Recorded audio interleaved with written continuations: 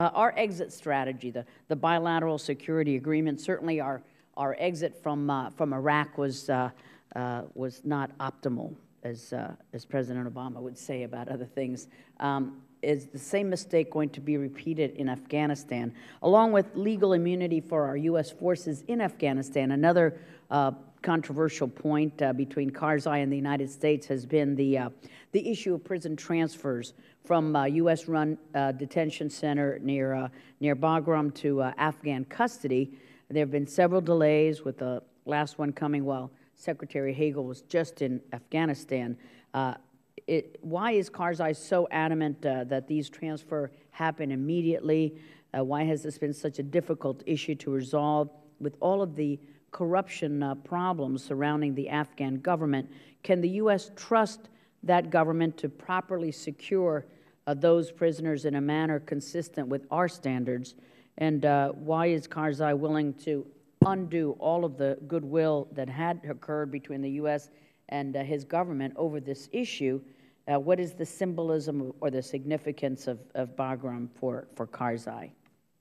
We'll just start down the line. Thank you, Dr. Jones.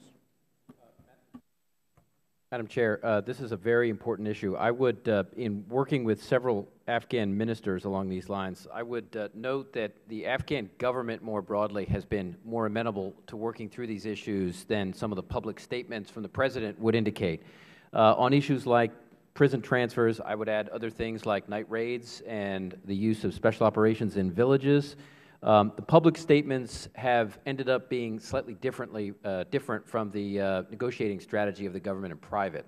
And I think in part what we've got to be able to see through is that some of these statements, in my view, by the Afghan president are done in part for domestic political purposes, to try to demonstrate to his constituency, his population, that he is not a puppet of the United States.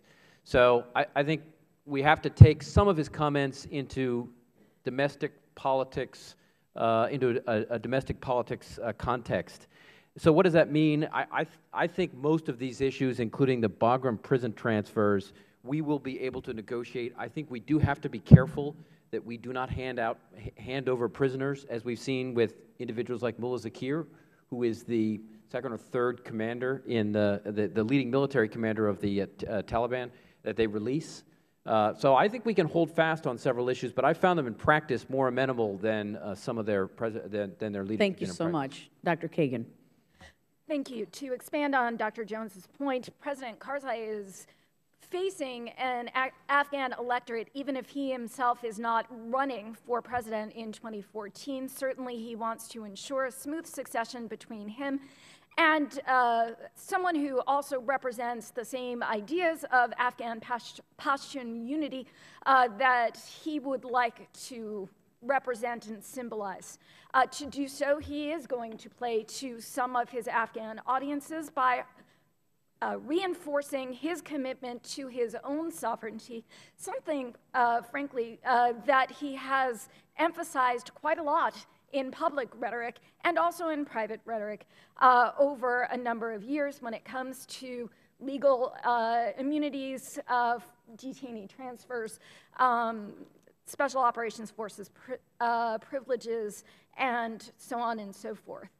I think what is essential here is first to recognize that we, the United States, are never going to have a total convergence of interest with President Karzai. He's the president of a sovereign nation, and he has different interests from ours. But just because he speaks actively in public to posture to his electorate does not mean that that forms the basis of his policy or the basis of his expectations of the United States going forward. It is also vital that the United States does not actually lose authorities over the next year to conduct the kinds of operations that we will need to conduct in order to maintain a counterterrorism mission.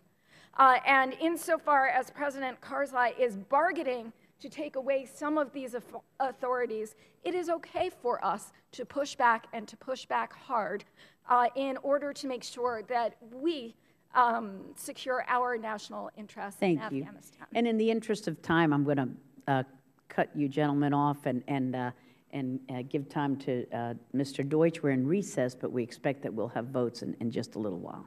Mr. Deutsch.